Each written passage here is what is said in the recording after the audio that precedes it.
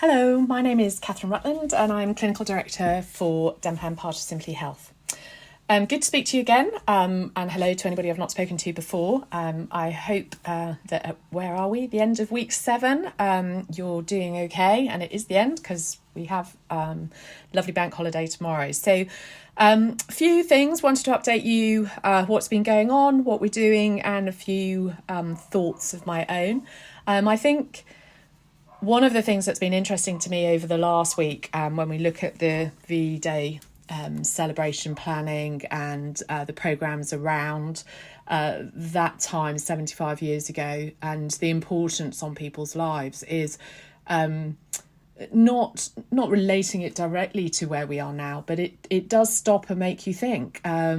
Makes you think about where we are. It makes you think about being in such a huge worldwide event that possibly for a lot of us, when we've watched history over the years, would never have thought that we would be part of something so massive, so influential. And as we get further into it, realising how long certain elements of it are going to go on for, and the implications of that to us all personally, professionally, and also from a worldwide economics perspective. And I think one of the hardest things I found, and I found very emotional, was while I was watching pictures of the celebrations of when everything was announced, and vast groups of people hugging and celebrating, and that the smiles, and it although it was so heartwarming to see it for them, it brought a huge sense of sadness to myself that is going to be a long time before we are able to do that.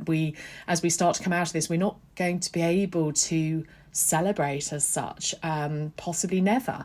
And that's a weird sense. It goes against our humankind. And I think for a lot of people that I've spoken to recently certainly over the last couple of weeks, is that sense of that personal connection, which is so lovely and so great that we can do it virtually, but that reality of not being able to have a hug, not being able to just sit down with a glass of wine with your friends, especially over a bank holiday, is starting to really be felt for people. And I think we mustn't underestimate the effect that has on us, and also all of those around us and our teams. One of the things that I do want to talk about, I know I've spoken about teams a few times before, but I think it's becoming more pertinent and more obvious to me as time goes on, is several things. We've offered you all the option for you and your teams to take up 24-hour GP and EAP service, employee assistance program, and can I please encourage you to get yourself and your teams onto that. Sadly, I've heard feedback of, well, I've got mates who are GPs, I don't need that, or I'm all right. But okay, but what about your staff? They might not be with you at the moment, but is that right for you to make that decision for them and not to give them that opportunity? I was watching or was involved in some training earlier in the week, which was fantastic. It was about resilience and coping with these kind of situations, and very eminent psychologist, and I could have listened to him all day. It was absolutely fascinating. But one of the interesting things he said that they're starting to find in research is this fact that these huge crisis situations can actually be very much aligned to post-traumatic stress disorder. Now, in some people. Now, that might sound crazy to certain people, but actually I've seen evidence within some dentists of a similar kind of reaction, of actually literally not being able to cope at all with the situation and having to completely separate from everything, and that's from contact with their teams, from going into the practice, from anything. And please, can I ask those of you who are feeling okay and are feeling positive to please think about your colleagues around you, and do they need support? Really, really important. The view is that, of course, a lot of people, when we come out of this, will come out of those symptoms relatively quickly and be able to get over that. But there will be people who, especially potentially if they had underlying issues, could find that coming out of this is a very, very stressful thing to do. So please be aware of your colleagues around you, as you would always, and think about them. So the other thing with staff that I think it's worth thinking about is, although we don't know what is going to happen, obviously we're all waiting for Sunday. I suspect we won't get any major clarity, but it will be something. I think it's worth us starting to think about return to work. We are certainly doing that here.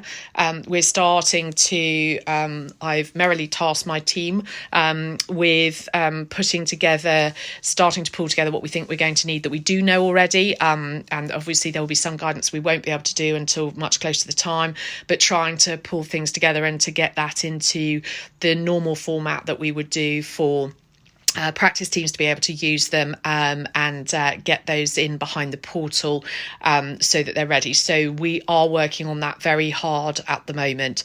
It's a huge body of work. Usually for big changes in documentation and advice, we have a big lead time. We don't on this, and we are moving as fast as we can, and there's been a lot, as I say, a lot of work that has been done over the last few weeks. I think it's important for us to do that, but of course it is, as I have said repeatedly, it is very, very even more important that we provide the correct information, that we don't second guess, and that we make sure that we are providing you with the guidance that your practices can use and feel secure and safe, that it's accurate.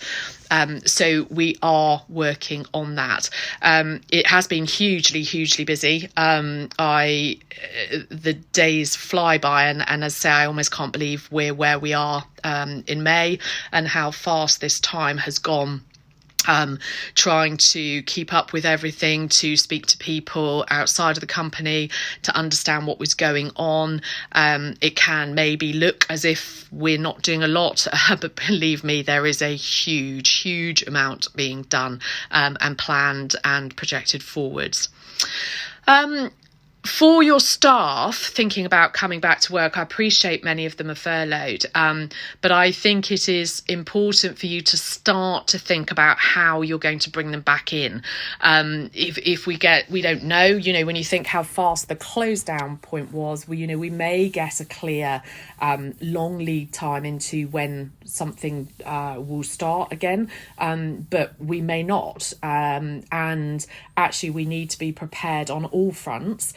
What I can see at the moment is a huge focus on the clinical side from dentists, absolutely understandably. How are we going to do this, and what's going to be PPE? How are we going to put up Perspex on our reception desks? How are we going to control flow? But there is a big element in your practice that I sadly have seen very little written about or concern about, and that is your staff. Much as you've been traumatised and much as everybody has struggled with areas of this, your staff are no different. They are no different to you, and you risk thinking that at your peril. Yes, they have different strains, absolutely, totally and utterly get that, but they have got massive strains. A lot of them will be concerned as to whether, are they going to have a job? What is their new world going to be look like? They'll have fear, they'll have anxiety. Some will be fine, of course, but there will be a huge amount of different feelings within your staff group. And whereas normally you'd be picking bits of that up over periods of time, or your practice manager would be picking bits of that up over time, at the moment, if they're furloughed, does anybody know what they're really feeling? If you hit them all coming straight back into work without support for them, and without support prior to coming back into work, and also support once they're in, you're going to have massive level of absenteeism, possibly people leaving, and that's very, very concerning, and you really don't want that. You're going to have enough else on your plate. So please can I ask that you sit down and think about how to best communicate with them, how to start thinking about their well-being, how to start thinking you're going to continue that well-being in, and that is critical. Do not underestimate how critical that is going to be the success of your practice in the future, because it's no good having all the PPE and all the everything else you need from a clinical perspective in the world if you've got nobody to work with you. So can I please, as my big passion out for this week, please ask you to start thinking along those lines, and start building that, and start building your staff's understanding and thinking, and get them to start thinking, and just nice positive thoughts, please, and how you're going to help them.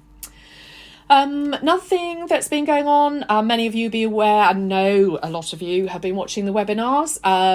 I understand there have now been, between either the watches or the registrations for future webinars, there has been over 70,000, which is just amazing. So well done all of you listening on that. I've got mine on Monday. A little bit nervous talking to a lot of people that I can't see. Yeah, great series for next week. So please have a look and see what you fancy listening to, and seeing what's happening. On that note as well, I think I've mentioned to you before that we were going to use our team of practice advisors to write a varying range of articles for us.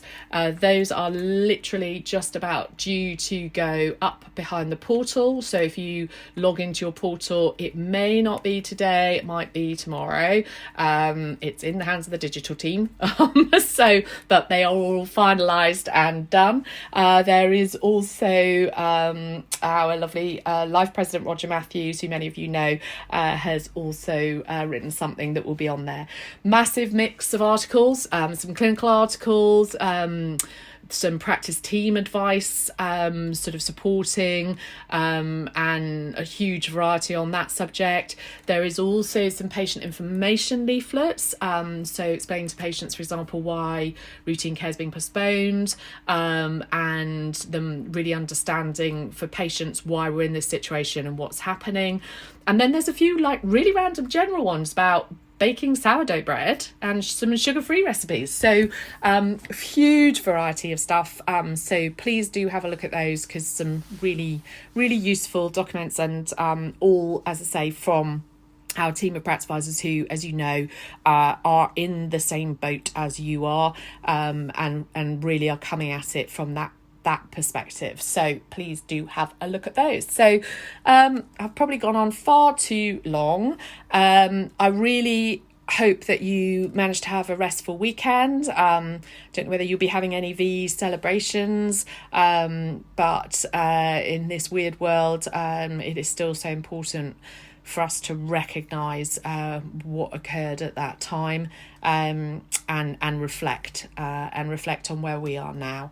So I wish you well. Enjoy the sunshine for most of us, and I look forward to speaking to you again soon. Bye bye.